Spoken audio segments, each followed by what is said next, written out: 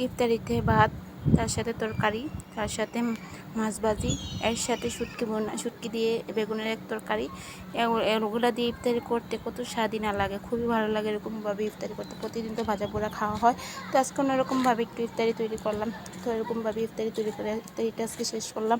তো আমার ভিডিও যদি ভালো লাগে তাহলে লাইক কমেন্ট শেয়ার করে দেবেন। হ্যালো এভরিওয়ান, আসসালামু আলাইকুম। কেমন আছেন সবাই? আশা করি সবাই ভালো আছে। আলহামদুলিল্লাহ আমিও ভালো আছি। প্রতিদিন মতো নিয়ে আসলাম আমার ডেইলি ব্লগ। তো আজকে ব্লগটা এই বিকাল থেকেই শুরু করলাম ইফতারি থেকে। আজকে বাজার পরে কিছু তৈরি করবো না, তরকারি ভাত শুটকি এগুলো দিয়ে আজকে ইফতারিটা শুরু করলাম। তো এখানে আমি তরকারিটা বসিয়ে দিতেছি। এখানে সিম দিয়ে আলু টমেটো দিয়ে একটা তরকারি রান্না করব। তো সব মশলাপাতি দিয়ে তারপরে আমি তরকারিটা বসিয়ে দিতেছি, একদম মাখিয়ে বসিয়ে দেবো। এরকমভাবে তরকারি রান্না করলে খেতে খুবই ভালো লাগে। তো আমি তরকারিটা বসিয়ে দিলাম। তো এদিকে মাছটাও ভাজি করে নেব। তো হলুদ লবণ মরিচ দিয়ে সব কিছু দিয়ে মাছটা আগে মাখিয়ে নিছি। তারপরে এখন আমি এক এক করে মাছটাও ভাজি করে নিতেছি। আমি অনেক দূরে আসে ছাদে এসে ভয়েস দিতেছি, যেহেতু বাচ্চার কারণে ঘরের ভিতরে ভয়েস দেওয়া যায় না, সেহেতু ছাদে এসে ভয়েস দিতেছি। তো এখানে মাছটাও আমার ভাজা হয়ে গেছে। তো মাছটা ভাজি করে এখন আমি তুলে নেব। তো এদিকে আপনাদের ভাইয়া কিছু টাটকা মাছ নিয়ে আসছিলো, ওইটাও আমি ভাজি করে নেব। এদিকে ভাতটাও বসিয়ে দিয়েছি। তো মাছটা আমাদের হলুদ লবণ মরিচ সব কিছু দিয়ে তারপর আমি ভাজি করতে বসিয়ে দিব। তো অন্যরকমভাবে এরকম ভাত তরকারি বা মাছ ভাজি এগুলো দিয়ে ইফতার করতে খুবই ভালো লাগে। তো এখানে আমি মাছটা তো হলুদ লবণ মরিচ সব কিছু দিয়ে তারপর মাছটা আমি একদম মচমচে করে ভেজে নেব। তো খেতে খুবই ভালো লাগছিলো, স্বাদে লাগছে।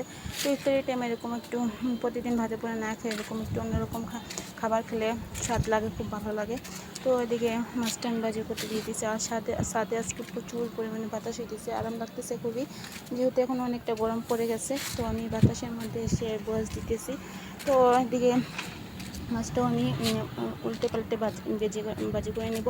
তো আমি হয়তো ভালোভাবে কথা বলতে পারি না, আমার কথা বলতে একটু বুঝতে যদি আপনাদের একটু সমস্যা হয় তাকে তো ক্ষমার দৃষ্টিতে দেখবেন। তো এদিকে পাখিও ডাকতেছে, একটু ক্ষমার দৃষ্টিতে দেখবেন। আমি অনেক ঘুরে আসছি।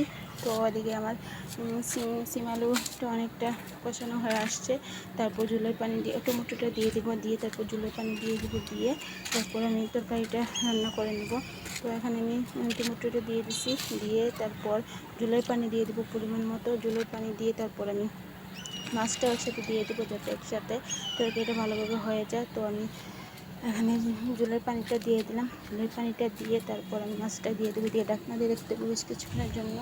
তো এখানে আমি মাছটাও দিয়ে দিতেছি। মাছটা দিয়ে তারপর আমি ঢাকনা দিয়ে রেখে দেবো বেশ কিছুক্ষণের জন্য, যাতে তরকারিটা তাড়াতাড়ি হয়ে যায়। তো প্রত্যেকদিন বাড়ির বউদের একই কাজ। বাড়ির বউদের সারাদিন পূজা রাখার উপর ক্লান্তি নাই, শুধু সবার ক্লান্তি আছে কিন্তু বাড়ির বউদের কোনো ক্লান্তি নেই। তো আমি এখন সাইডে সরে চলে আসলাম অনেক জায়গায়। তো কী করবো, এদিকে পাখি ডাকতেছে, ওইদিকে বাতাসের শব্দ, সব দিক দিয়ে ঝামেলা হইতেছে। তো এদিকে আমি তরকারিটা নামিয়ে নিতেছি। তরকারিটা নামিয়ে তারপর এদিকে আমি শুটকির তরকারিটা বসিয়ে দেবো। আর শুটকির তরকারি দিয়ে তো ভাত খেতে তো খুবই স্বাদ হয়। তো এখানে আমি বেগুন আলু নিয়ে নিচ্ছি। তো এখানে পরিমাণ মতো সব মশলাপাতি দিয়ে তারপরে একটা মাখিয়ে বসিয়ে দেবো। তো ওরা তাড়াহুড়া করতেছে যাতে তাড়াতাড়ি হয়ে যায়, যেহেতু ইফতারির টাইম হয়ে আসছে। তো সব মশলাপাতি দিয়ে তারপর আমি পরিমাণ মতো তেল সব কিছু দিয়ে তারপর আমি তরকারিটা একদম মাখিয়ে নেবো, ভালোভাবে মাখিয়ে তারপর আমি তরকারিটা বসিয়ে দেবো। তো এই তো আমি তরকারিটা বসিয়ে দিলাম, ঢাকনা দিয়ে রেখে দেবো। এদিকে আমি একটু বড়া বানিয়ে নেব। তো একটু ভাজা পোড়া একটু বড়া না থাকলে ভালোই লাগে না। তো একটু ভাজিটা বানিয়ে নিলাম, বানিয়ে তারপর দেখি ইফতারের জন্য রেডি করবো। আর ওই যে কথা আছে না, চিকেন মান্দি কাল্লা, এদিকে ইফতার এবার না বানালে কী হবে, দিক দিয়ে দুই পাশের বাসা দুই থেকে ইফতারি চলে আসছে আমাদের জন্য। তো এদিকে এই তরকারিটাও আমি একটু নাড়াচাড়া দিয়ে দিতেছি। বেগুন তরকারিটা হয়ে যাবে, হয়ে আসছে প্রায়।